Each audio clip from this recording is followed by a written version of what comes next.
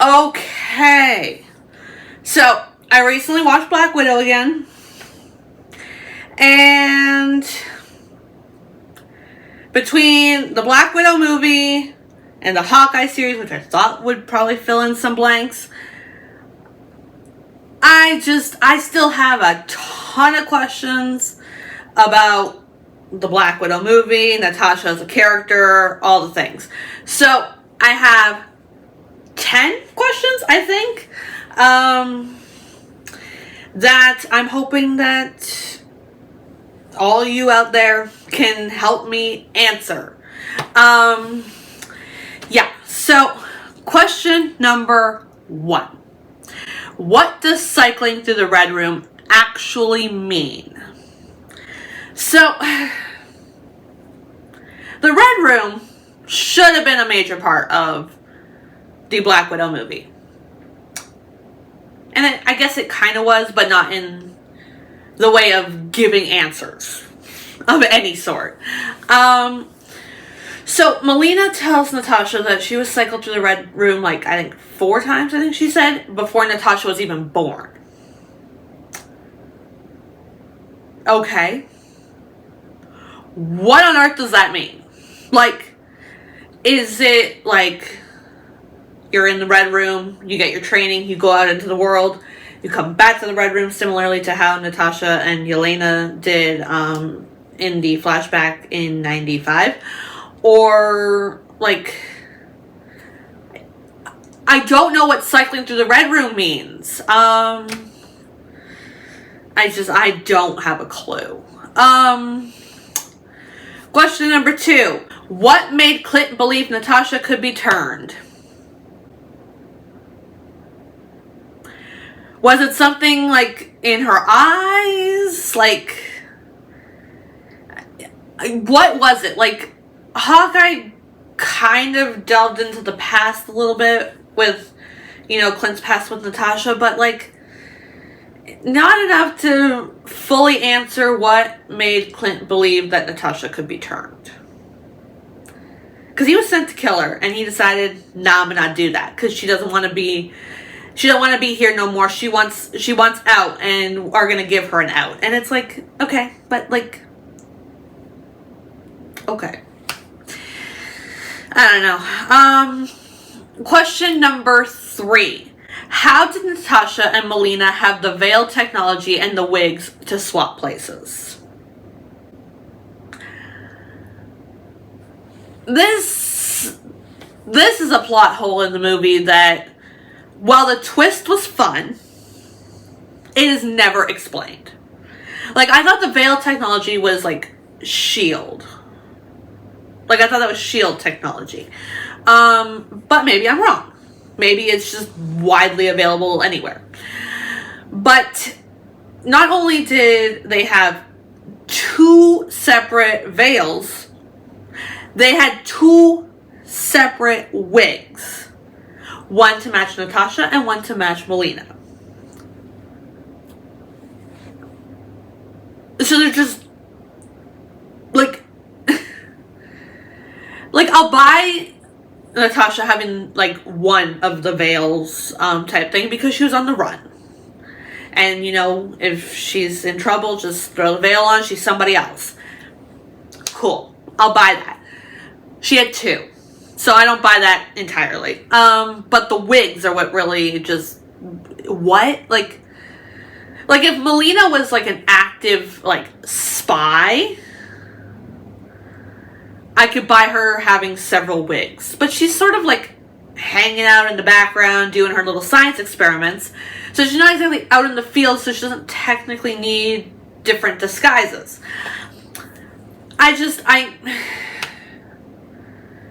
It was a fun twist in the movie. It doesn't make sense. Question number 4. Why did fighting the Chitauri make Natasha think of Budapest and killing Dreykov? I mean, great. Thanks for giving us the answer to the elusive Budapest mission, but that doesn't help. In fact, it's almost worse now that we have answers, because They were fighting the Chitauri, an alien-esque type species. And that somehow made Natasha think of the time that she and Clint planted a bomb in a building and killed Dreykov. Maybe I'm missing the through line here, but I'm not seeing any similarities. Except for Natasha was there and Clint was there. That's the only similarities I can find.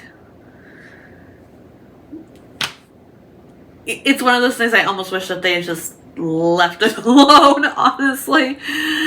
Yeah. Question number 5. What happened to Taskmaster and the Black Widows? Oh, goodness. We kind of got...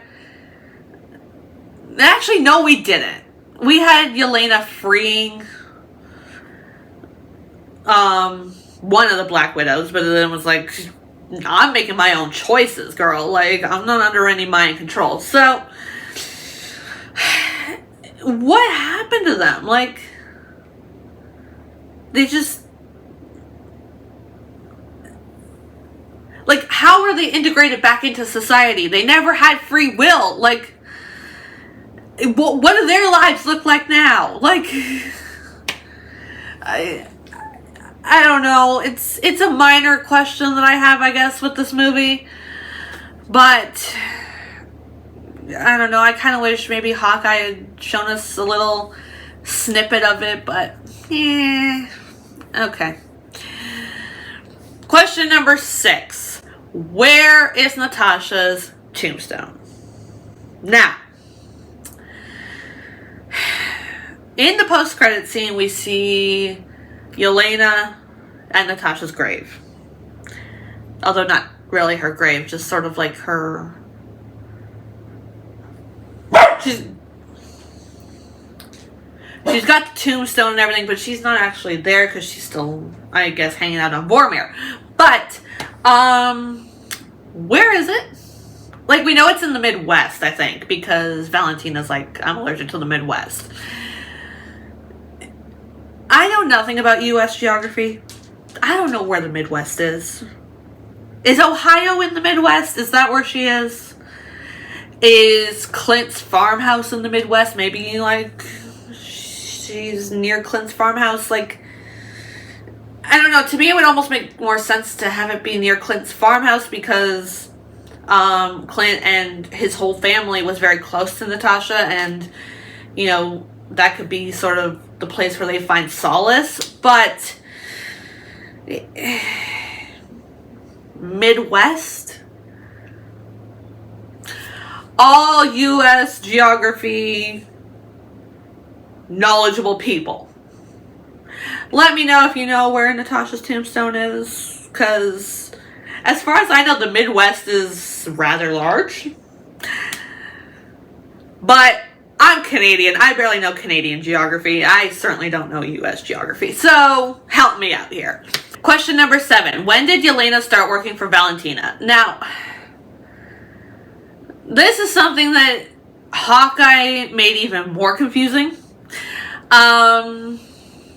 Because Yelena was with Natasha, Melina, Alexei, all them, and they were working to free the Black Widows. And we see that in Hawkeye, pre the blip, pre the snap, Yelena's still doing that. So presumably she's not working for Valentina at this point. Then Yelena gets blipped for 5 years. And then comes back just after the events of Endgame. Like, now, did she start working for after? Because that one Black Widow that they were trying to free, who was never actually really a prisoner, was like, hey, like, I can hook you up type thing. So is that when? Like, I guess it would have had to have been But, like, the way Yelena speaks to Valentina in the Black Widow post-credit scene, it's like, we've been doing this dance for years. Like, she's like, you're not supposed to be bothering me on my day off. Like, and admittedly, yeah, that could be Yelena's personality. And, you know, Yelena's like, you need me versus the other way around. But just, when did Yelena start working for Valentina? This is what I need to know. Question number 8. Why did Natasha ditch the vest in Endgame? I made a whole theory about this. My theory was wrong. My theory was wrong. Not a surprise. But, it still begs the question of why. Like, Yelena was snapped. So you'd think that the vest meaning so much to Yelena and the vest being, you know, symbolic of their sisterhood, that Natasha would have had the vest in Endgame. She would have brought the vest along because it'd be like bringing Yelena along. Or was she just too grief-stricken about the fact that Yelena was snapped that she couldn't even bear to look at the vest because it's like, emotions, I don't like it. Push it away, push it away. I don't know. Why did Natasha ditch the vest? That's all I need to know. Question number 9. How on earth did no one spot the Red Room? This is a question I have. Because in Agent Carter, the Red Room is sort of this abandoned looking building on the ground. So like if you drove by it, you would see it and you'd go, oh, building. You know, like we do typically in society now. We drive by buildings and, you know, we may know what the building's for, but we're not actually going inside to check it out. So it was sort of like that. Okay. They don't do that in Black Widow. Instead, the Red Room is a floating space? Not quite space, but let's call it a floating aircraft. Because it's not up in space. It's like middle of the clouds. It's middle of the clouds. So, planes.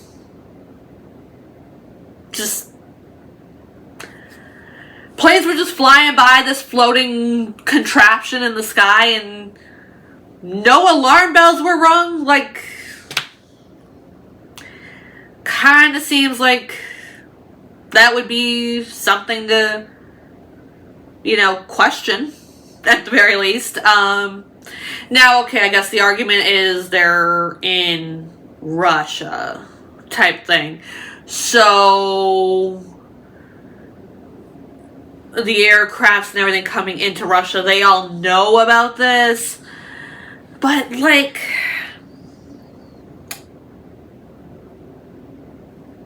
nobody spotted it.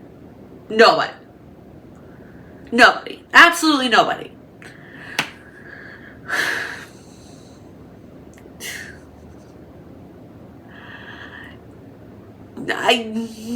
I almost wish they just stuck with the abandoned building aspect of things because it would have made more sense. And finally, question number 10. How on earth did Dreykov and Antonia survive after the Budapest mission? They blew up. They were in a rather high floor of a building. And the building went boom. Seems like survival rates on that level are not great. But like, okay, at least Antonia, we see that, you know, she was burnt up pretty badly. Like her face is burnt and everything like that. Dreykov's fine. So like, did Dreykov get burned and then he just like had like plastic surgery or like... I just don't know how on earth they both survived the building going boom. I don't know. But those are my 10 questions after watching Black Widow and subsequently Hawkeye. But let me know if you have any answers, if you have any theories, any speculation, really anything about any of my 10 questions, or ask your own questions in the comments down below. Thanks for watching the video. Don't forget to subscribe if you want more Marvel content.